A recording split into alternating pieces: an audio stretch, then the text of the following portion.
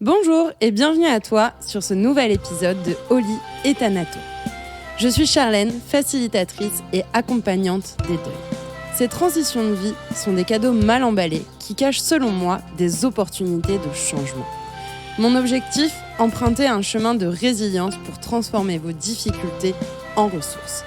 Accueillons tout de suite notre invité du jour pour parler de ces sujets. Aujourd'hui, on reçoit Agathe qui va nous parler d'un concept. Agathe, je te laisse te présenter. Oui, bonjour. Donc moi, c'est Agathe Lemaire. J'ai 26 ans. J'ai créé il y a peu mon entreprise qui s'appelle Sous l'aiguille d'Agathe. Et le principe, en fait, c'est de créer et de confectionner des memory bears et des coussins cœur. Rien que là, déjà, j'ai envie d'en savoir plus parce que je suis pas bien certaine que ce soit un concept qui est très connu. Avant de parler un peu du lien avec le deuil, avec la mort physique, symbolique, est-ce que tu peux nous expliquer justement ce que c'est ce concept, peut-être d'où ça vient, qu'est-ce que ça signifie? Qu'est-ce que tu peux nous dire un petit peu sur ces memory bears? Alors, ces memory bears, en français, on peut le traduire soit par ours souvenir ou ours de la mémoire. Moi, j'ai préféré utiliser le terme ours souvenir, puisqu'après, on va en parler un peu plus loin. Mais voilà, j'englobe tous les souvenirs et pas juste la mémoire d'une personne décédée. Mais on reviendra, je pense, dessus un peu plus tard. Et le principe, en fait, c'est de transformer un textile qui nous tient à cœur en ce memory bear, cet ours souvenir. Donc, ce vêtement, on en a tous un, qu'il soit mis dans une armoire, dans un grenier, dans un carton ou autre. C'est ce vêtement où, quand on le voit, on n'a pas envie de le jeter parce qu'il y a un souvenir qui est lié à ça. Un souvenir où une personne, donc on a du mal à s'en séparer, sauf qu'au fur et à mesure des années, il est resté dans le noir, il prend la poussière, on l'oublie, on le ressort une fois de temps en temps quand on fait du tri, mais ça s'arrête là. Et moi, ce que je propose, c'est de le remettre en lumière, en le transformant et puis après en l'exposant chez soi fièrement. Ok, génial. C'est un concept et une façon de faire qui m'a beaucoup parlé pour plusieurs raisons, parce que en ayant perdu mon père, c'est des affaires que j'ai réutilisées aussi. Forcément, c'était un homme, il était plus grand que moi, donc je peux pas réutiliser. Et je trouve que l'idée de l'upcycling, en fait, qui est derrière, on va pouvoir aussi en parler. C'est quelque chose auquel je suis sensible parce que justement, il y a cette transformation, le fait de faire renaître un vêtement aussi différemment, de lui donner une autre symbolique, une autre signification, un autre sens, en fait, tout simplement. Et ça prend aussi tout son sens dans le processus de deuil. Du coup, tu nous as dit que c'était sous le format d'un ours. Tu as parlé aussi d'un coussin cœur. Donc, si imaginons, parce que là, les personnes n'ont pas encore le visu, je mettrai bien sûr tes liens pour que les gens puissent voir à quoi ça ressemble. Mais si là, du coup, je te donne par exemple un t-shirt ou une chemise, tu vas réutiliser intégralement, par exemple, cette chemise pour confectionner un petit ours, par exemple, avec une chemise à carreaux, quelque chose comme ça? Oui, c'est ça. Donc, je peux prendre tout le vêtement. Comme après, si par exemple on a une chemise et un pantalon, je peux prendre aussi plusieurs vêtements. C'est pas obligatoirement un seul vêtement. Et je le transforme en un ours. Donc après, j'ai 3 tailles disponibles selon aussi la taille du vêtement, puisque ça peut être des vêtements d'adultes comme des vêtements d'enfants. Là-dessus, il y a aucune limite par rapport à ça. Et donc j'utilise du coup le vêtement pour faire l'ours, et toutes les chutes, je les jette pas. Ils sont à l'intérieur avec la ouate de rembourrage. Donc c'est 100% recyclé et tout le vêtement est dans l'ours. Ok, génial. Et du coup, ça nous introduit clairement l'idée de l'upcycling. Moi, j'ai une explication aussi avec mes mots, mais est-ce que tu peux nous dire un petit peu ce que signifie aussi l'upcycling pour que les gens qui ne connaissent pas puissent savoir un petit peu ce que c'est? Et puis, on pourra faire le lien aussi, notamment dans le processus de deuil par rapport à la notion de souvenir aussi. Oui, alors vulgairement parlant, en quelque sorte, l'upcycling, c'est faire du neuf avec du vieux.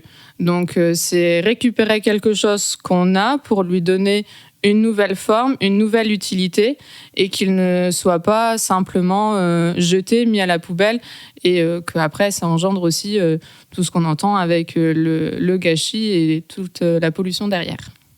C'est ça. Et puis, comme tu le disais, c'est vrai que quand on perd une personne, quand on perd un proche, forcément, il y a toutes ces affaires qui restent, les vêtements, alors les objets aussi, mais notamment les vêtements. Alors moi, personnellement, je sais que j'en ai distribué pas mal autour de moi et au moins, voilà, ça peut faire profiter à d'autres personnes. Mais il y a des vêtements symboliques qu'on a du mal justement à jeter. Et ça peut être même des vêtements personnels où on a du mal à jeter. Ou des doudous. Enfin, moi, je sais que j'ai encore mes doudous de quand j'étais petite qui sont encadrés. Donc, il y a vraiment cette notion-là. Et on parle du coup d'upcycling là vraiment par rapport au tissu. J'ai envie de dire un peu avec des guillemets que c'est une manière d'upcycler en fait nos souvenirs par rapport à la personne et de les transformer positivement. Parce que, alors peut-être que chacun après a son propre ressenti, mais personnellement quand je voyais des vêtements de mon père dans les armoires, ça me foutait les boules en fait de savoir que, comme tu dis, elles sont là un peu en train de périmer dans l'armoire, de prendre la poussière je trouvais ça vraiment dommage. Et est-ce que justement tu as des personnes qui t'ont fait ce retour-là où elles ont peut-être eu aussi cette joie de pouvoir voir cet ourson ou ce coussin-cœur face à elles en souvenir de leur défunt ou en souvenir peut-être d'une situation ou d'un événement? Oui, après, c'est vrai que j'ai des retours de personnes qui me disent qu'elles sont contentes de cette transformation, puisqu'après, dès qu'elles passent devant l'ours, ça leur permet de se souvenir de la personne, du moment assimilé et du souvenir aussi derrière tout ça. Donc, c'est vrai que ça peut... ça peut leur faire du bien de voir cet ours qui est exposé. Ça permet aussi de sortir un petit peu du lot, puisque c'est vrai que c'est pas commun. Donc, ça permet de faire de la décoration, mais tout en ayant un sens caché. Puisqu'après, ça reste aussi un petit peu dans l'intimité de la personne. C'est pas parce qu'il est exposé qu'on peut évoquer à tout le monde c'est quoi le lien derrière, etc. Et c'est seulement si la personne s'intrigue en disant tiens, t'as mis un ours dans ton salon, qu'est-ce que c'est, où là on peut tout expliquer et ça permet aussi de créer un lien. Ça peut permettre aussi de créer une communauté, puisqu'après avec le même vêtement, selon la taille de l'ours ou s'il y en a plusieurs, je peux aussi en faire plusieurs. Donc après on peut aussi le distribuer, pourquoi pas, dans la famille pour que tout le monde ait cet ours, etc., pour pouvoir aussi créer un sentiment de lien et d'unité autour d'une personne disparue. Carrément, et j'aime bien le mot que tu as dit, c'est intimité. Parce que c'est propre à chacun et on n'est pas obligé, comme tu l'as dit, d'aller crier sur tous les toits. Et c'est ce qui est bien, c'est que cet ours, il peut être à côté de la table de chevet, dans les toilettes, dans le salon, sans forcément que ça rappelle non plus toutes ces choses-là à tout le monde. Parce que c'est vrai que la mort dans les familles, même de manière globale dans notre société, c'est un sujet qui reste encore tabou. Et parfois, pour les personnes qui sont endeuillées, elles ont le besoin d'avoir ce lien visuel, parce qu'il n'y a plus le lien physique, mais ce lien visuel avec la personne qui est défunte. Alors parfois en portant les vêtements ou en ayant aussi des photos qui peuvent être présentes dans le logement. Ce qui fait du bien à la personne qui est endeuillée, mais ce qui peut être aussi très compliqué pour les proches parce que elles savent pas comment aborder cette personne, qu'elles ont peut-être l'impression que cette personne est en train de s'enfoncer et nourrir en fait d'anciens souvenirs.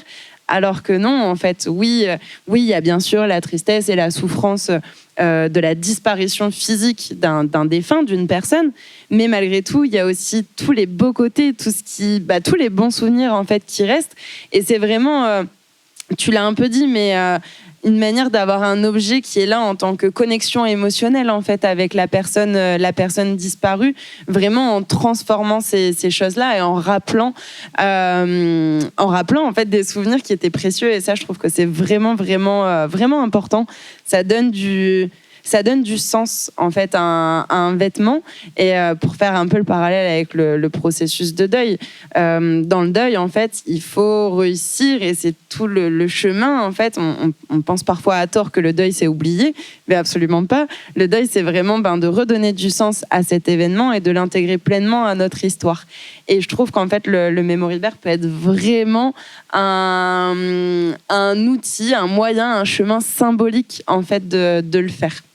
Et ça me donne l'envie de te demander d'où t'es venue cette idée. Est-ce que ça part d'une histoire personnelle? D'où ça t'est venu un petit peu? Alors, au niveau de l'histoire personnelle, j'ai un parcours un petit peu atypique puisque je fais de la couture, en fait, c'est de la reconversion professionnelle. Où avant, j'ai travaillé 4 ans dans les ressources humaines et avant ces 4 années, j'ai débuté ma carrière professionnelle dans l'hôtellerie et la restauration. Donc, ça a été un parcours un petit peu, voilà, comme je l'ai dit, atypique, où j'ai changé pas mal de milieux. Et ce qui s'est passé, c'est que je me retrouvais pas du tout dans les ressources humaines. J'en avais même un petit peu, vers la fin, la boule au ventre d'aller au boulot. Je me retrouvais pas dans ce milieu-là. Et quelque chose que j'aimais bien dans la restauration, c'était que je procurais du sourire aux personnes et aux clients. Ça, c'est quelque chose que j'aimais bien et où, indirectement, ce qui se passait, c'est que je participais à leurs souvenirs. Puisque c'est vrai que quand on va dans un restaurant ou dans un hôtel, c'est pour partager un certain événement qui reste après gravé dans la mémoire en disant « Ah bah oui, tu te souviens, on a été dans tel restaurant, on avait mangé ça, c'était peut-être pour un anniversaire, fêter quelque chose ou une autre raison particulière. » Mais voilà, c'est vrai que c'est un souvenir que l'on garde et c'est quelque chose qui me plaisait beaucoup et que je ne retrouvais pas du tout dans les ressources humaines. Et mais bien au contraire, c'est vrai que c'était plus des gens non souriants et où il y avait un peu plus de problèmes à gérer, plutôt que de procurer du sourire et du bonheur. Et donc j'ai voulu, par rapport à tout ça, quand j'ai fait ma reconversion, trouver quelque chose qui me permettait à nouveau de procurer du bonheur, de savoir que je pouvais donner du bien en fait à une personne. Et comme la couture, c'était ma passion, j'ai voulu essayer de trouver quelque chose qui regroupe les deux. Donc, j'ai cherché un petit peu dans les livres, même sur Internet et autres, qu'est-ce que je pouvais faire. Et c'est là où j'ai découvert en fait le Memory Bear, qui est un modèle anglo-saxon et qui est très connu au Royaume-Uni. Et donc, je me suis un petit peu penchée sur ça et je me suis dit, waouh, c'est vrai que c'est touchant, c'est pas mal, c'est hors du commun. Et donc, je me suis donné ce challenge en disant, allez, pourquoi pas, on va le faire venir ici en France, voir si ça marche ou pas, et puis on verra bien les retours par la suite. J'ai envie de dire en fait que tu es un peu créatrice de souvenirs ou réveilleuse de souvenirs, c'est le mot que j'avais, mais bon, c'est peut-être pas très joli, mais c'est un peu comme ça que je le vois. Et justement, je trouve que c'est important. Tu parles d'un côté aussi challenge. Moi, j'ai ce challenge personnel de détabouiser justement la mort et le deuil par la parole. Toi, c'est par cet objet-là, en fait, je trouve. Et est-ce que tu peux nous faire une petite aparté aussi sur le nom de tes ours? Parce que je sais qu'ils ont une symbolique et qu'il y a aussi une histoire un petit peu finalement derrière. Oui, voilà. Alors, comme je l'ai dit, il y a 3 tailles différentes. Selon le vêtement, selon aussi si on en veut plusieurs ou si on n'en veut qu'un. Donc, on va dire que j'ai le plus petit qui fait 20 cm, le moyen 25 et le plus grand 33 cm de hauteur. Et je ne voulais pas mettre, vulgairement parlant, taille S, M, L comme un vêtement. Je trouvais que ça avait pas... Enfin, je veux dire, ça n'avait pas de sens parce qu'on est quand même dans le souvenir. Il y a quand même un lien, une personne qui est attachée à tout ça. Et donner juste comme si c'était un vulgaire vêtement, c'était quelque chose que je voulais pas du tout. Donc, je voulais mettre un petit prénom dessus, mais un prénom qui a du sens, et puis un prénom en lien aussi avec les ours. Donc, j'ai cherché un petit peu, et puis m'est venue l'idée de les nommer Arcas, Artemis et Callisto. Ou si on regarde un petit peu au niveau des constellations, en fait, c'est en lien avec la petite ours, la grande ours. Et puis après, pour Artémis, celui du milieu, en fait, c'est la déesse des ours dans la mythologie grecque. Donc, j'ai trouvé que ça avait du sens de les nommer comme ça, au niveau des constellations, puisque je me suis dit, c'est vrai que quand on parle d'une personne disparue, on dit souvent que la personne nous regarde du ciel, veille sur nous. Et je me suis dit, c'est vrai, mettre l'ours avec un prénom d'une étoile, ça a tout son lien, ça a tout son sens. Et ça permet justement de dire, on n'est pas obligé forcément de regarder le ciel. Maintenant, on peut regarder l'ours et savoir que la personne veille sur nous. Et je trouvais ça super, super sympa de dire, mes ours, c'est aussi des étoiles. C'est ça. Et je trouve ça très beau parce qu'en fait, tu l'as cité plusieurs fois, ce mot, mais le mot sens et le côté symbolique. Et c'est très, très fort, en fait, parce que alors ça va beaucoup plus parler à notre inconscient parfois qu'à notre conscient. Parce que le conscient, il a besoin de trucs très, très, très carrés, alors que notre inconscient, il est plus touché justement par ce côté symbolique. Et ça me fait penser, alors déjà le côté ours, c'est un peu le côté nounours, c'est un petit peu le côté doudou, donc ça me fait penser au cas des enfants. Est-ce que tu as peut-être déjà eu cette situation d'un enfant qui a perdu un être cher, plus ou moins proche, peut-être un parent, un grand-parent, un frère ou une sœur, et est-ce que c'est une situation qui s'est déjà présentée à toi ? Alors, qui m'est présentée à moi, non, pas encore, on va dire. Mais je voulais dire aussi que c'est vrai que des enfants qui perdent, parce que ça, après, c'est dans des témoignages de personnes que j'ai déjà rencontrées, etc., qui me disent que c'est aussi difficile pour un enfant qui a perdu son père parce qu'il s'est suicidé ou parce qu'il a eu une grave maladie, etc. Donc, ça peut être assez compliqué après de grandir avec ce poids-là. Et c'est pour ça aussi que je le dis que mes ours peuvent être aussi une sorte de processus thérapeutique pour l'enfant, de savoir qu'on peut recycler un vêtement, par exemple, du papa, de le mettre après dans la chambre. Alors, bien sûr, ce ne sont pas des jouets pour enfants, hein, ça reste un objet de décoration. Mais on peut le laisser dans la chambre de l'enfant, sur une étagère, et ça permet de mettre une symbolique, mais aussi de donner un sentiment de sécurité à l'enfant, puisque c'est vrai que le fait d'avoir un ours devient quelque chose d'un peu plus physique et réel. Et donc, du coup, on n'est plus obligé à l'enfant de faire travailler son imagination en disant il est dans le ciel, etc. Là, au moins, on dit il est dans ta chambre, il est là, que ce soit papa ou papy, mamie, il veille sur toi, il est là. Et ça permet peut-être de le mettre plus en sécurité et de se sentir plus serein dans son évolution. Ouais, il y a en fait toutes ces notions de réconfort, de rassurance d'un enfant ou même d'une personne adulte, hein, ça vaut pour les deux, cette proximité, ce lien, et comme tu dis, de pouvoir aussi accepter cette disparition.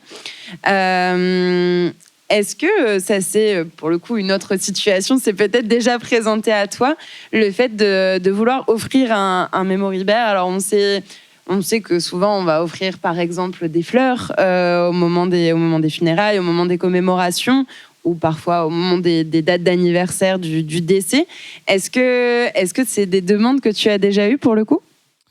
Alors oui, j'ai déjà eu le coup. Après, bien sûr, il faut faire attention au niveau de quand on offre un ours, puisque il faut pas oublier que derrière, il y a quand même tout le processus de deuil qu'il faut respecter. Chaque personne est différente et je pense que tu pourras mieux en parler que moi par rapport à ça, mais chaque personne gère son deuil différemment. Il y en a, ça va aller plus rapide que d'autres.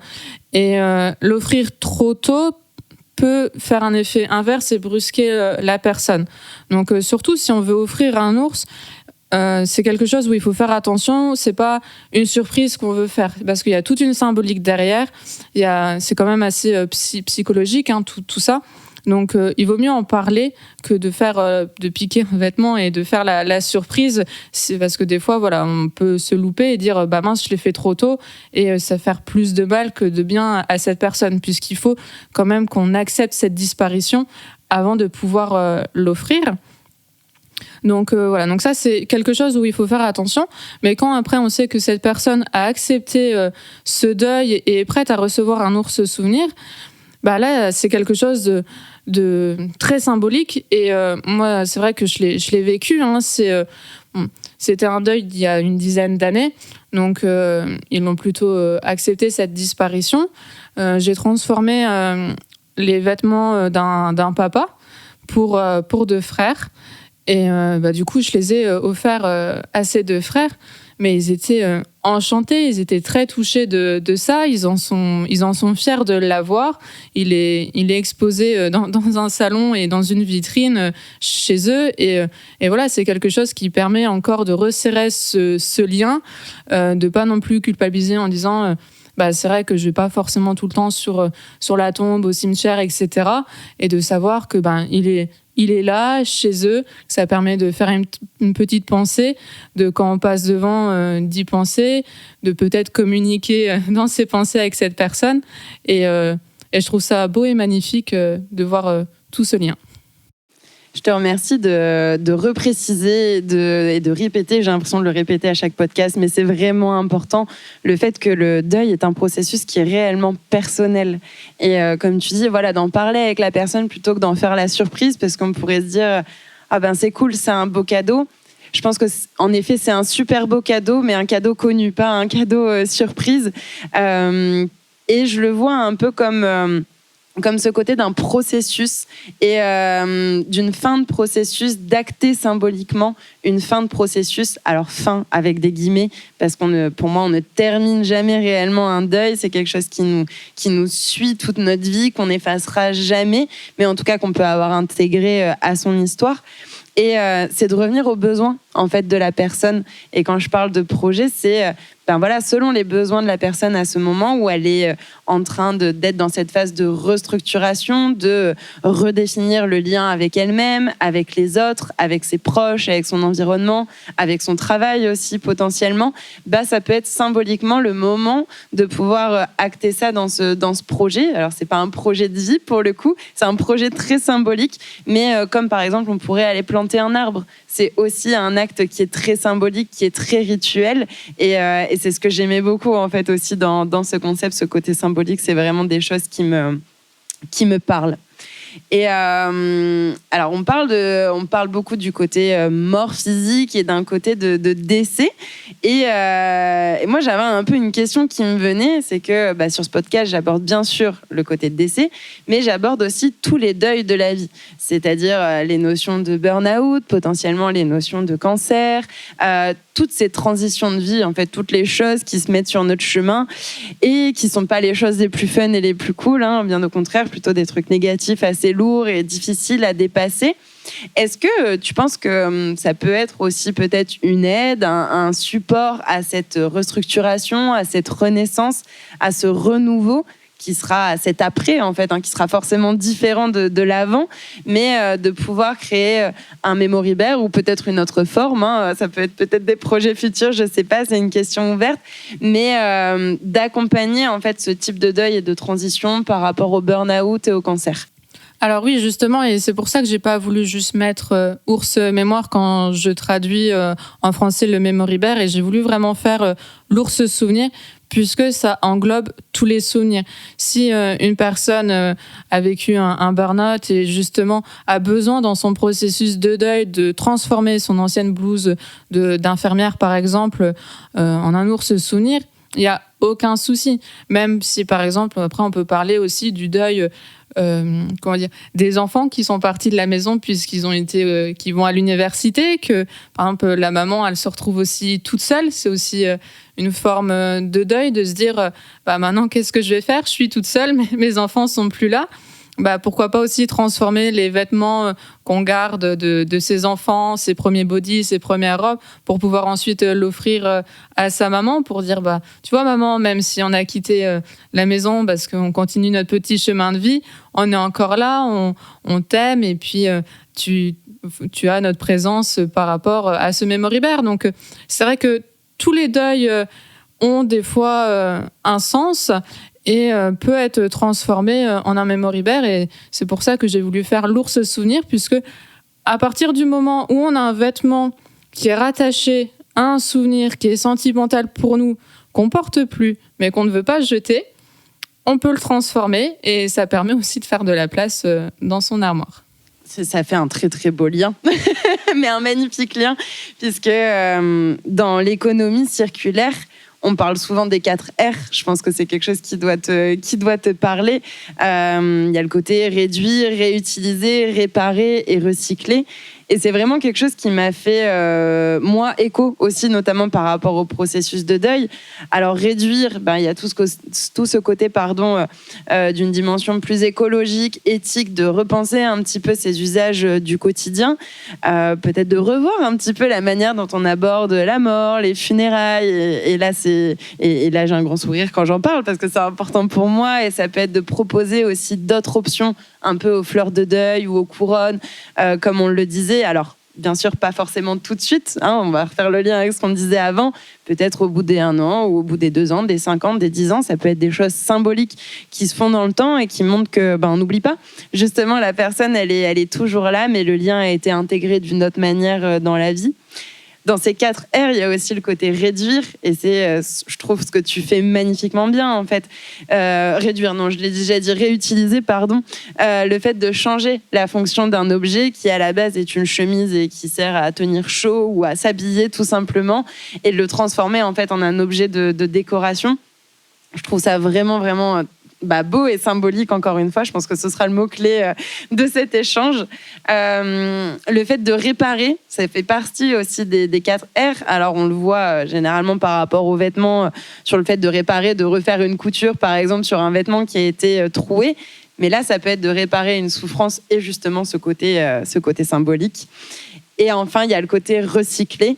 Et pour moi, c'est vraiment de recycler des souvenirs. Plutôt que ce soit des souvenirs qui soient valables uniquement en photo ou parfois même pas valables en photo, et en fait, on y met ce qu'on veut derrière. Et voilà, je trouve que c'est un objet qui est réellement porteur de sens et porteur de symbolique. Et en tout cas, à mon propre niveau, je voulais te remercier pour ce concept, te remercier pour ce que tu fais à ce niveau-là. Est-ce qu'il y a quelque chose que tu souhaitais ajouter ? Est-ce que tu as un petit mot de la fin ? Alors, un petit mot de la fin, je vais surtout aussi rajouter par rapport à mes memory bears. C'est vrai que, comme tu dis, par rapport aux 4 R, c'est vrai qu'il y a le sens de réduire. Et c'est vrai que voilà, le memory bear, c'est quelque chose de durable dans le temps. C'est vrai qu'on peut penser aux fleurs, mais voilà, c'est vrai que ça a une durée de vie en quelque sorte, où après ça fane, alors que là, on peut le garder pour toute une vie. Il peut être aussi transmis d'une génération à une autre. Et c'est ça aussi qui est beau, en fait, parce que par moment, on peut avoir une maison à vider, on retrouve des vêtements, on ne sait pas à qui ça appartient, etc. Donc le fait après de l'avoir transformé en ours, sachant que sur mes ours, on peut personnaliser au niveau des pieds, où on peut mettre après un prénom ou une date, etc. Donc ça peut permettre, si après on le transmet, de pouvoir mieux situer à qui appartenait ce vêtement, s'il y a une date, etc. Après voir le lien, parce que ça peut être aussi une date de mariage ou une date d'anniversaire, etc. Donc ça peut permettre de pouvoir aussi se situer dans le temps par rapport à tout ça. Et voilà, c'est vrai que mes ours, c'est quelque chose de très personnalisable, c'est très personnel. Et en plus de faire un pas vers, en quelque sorte, l'écologie, comme tu l'as dit, par rapport à ces 4 R, où on recycle et on upcycling les vêtements, il y a tout ce lien avec les souvenirs, les sentiments. Et c'est quelque chose qui me tient à cœur, en tout cas. Et j'en suis très contente d'avoir pu en parler aujourd'hui avec toi. Merci beaucoup, Agathe. Et dans tous les cas, je mettrai tes liens en description pour que les gens puissent maintenant se faire une idée visuelle de qu'est-ce qu'un memory bear. Et n'hésitez pas à contacter Agathe si c'est des choses qui vous parlent, qui ont un sens pour vous personnellement, ou peut-être pour vos proches, en cadeau connu et non en cadeau surprise. Je me permets de le répéter. Encore merci à toi. Merci. Je vous remercie sincèrement d'avoir écouté cet épisode jusqu'au bout. Votre engagement me touche et me motive dans cette aventure. Je vous invite à me faire votre retour en me laissant votre avis sur votre plateforme d'écoute. Positive ou négative, la critique est constructive et permet toujours de s'améliorer. Ce podcast est là pour répondre à vos attentes. Alors en attendant le prochain épisode, faites-moi savoir les thématiques que vous aimeriez voir abordées sur Oli et Thanato. Nous pouvons en parler directement sur Instagram sur le compte Oliatma. Je reste dans tous les cas à votre disposition si vous traversez actuellement une transition de vie et que vous souhaitez en faire une force et non un boulet au pied. Tous les liens sont en description. Je vous souhaite une magnifique semaine.